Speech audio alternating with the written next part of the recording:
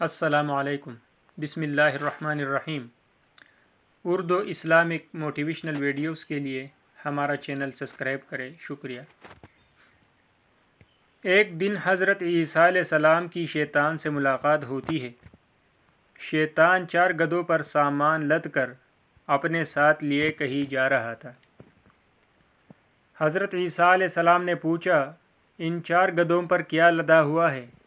شیطان نے کہا، ان گدھوں پر تجارت کا سامان لدا ہوا ہے اور خریدنے والوں کو تلاش کر رہا ہوں۔ حضرت عیسیٰ علیہ السلام نے پوچھا، پہلے گدھے پر کیا سامان ہے؟ شیطان نے کہا، پہلے گدھے پر ظلم لدا ہوا ہے۔ حضرت عیسیٰ علیہ السلام نے پوچھا، اے شیطان، ظلم کو کون خریدے گا؟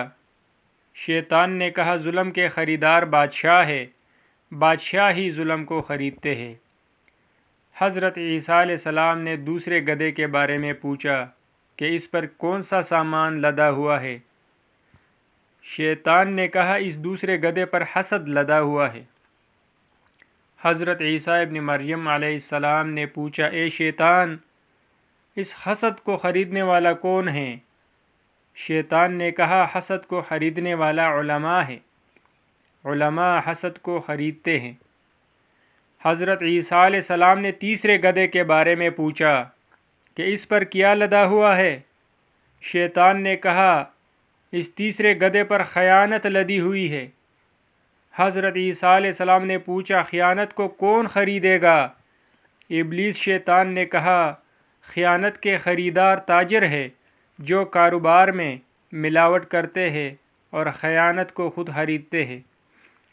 حضرت عیسیٰ علیہ السلام نے پوچھا، اے شیطان، چوتھے گدھے پر کیا سامان لدا ہوا ہے؟ شیطان نے جواب دیا، اس چوتھے گدھے پر مکر و فریب لدا ہوا ہے۔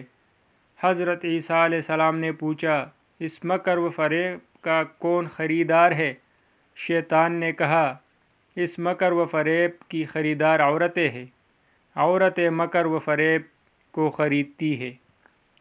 شیطان کو جب اللہ تعالیٰ نے اپنے درباری الہی سے نکالا تو شیطان نے کہا، یا اللہ، میرا کھانا کیا ہوگا؟ اللہ نے فرمایا، تمہارا کھانا پینا رہنا وہ ہے جہاں پر میرا نام نہ لیا گیا ہو، تمہارا گھر وہ ہے جہاں میرا ذکر نہ ہو۔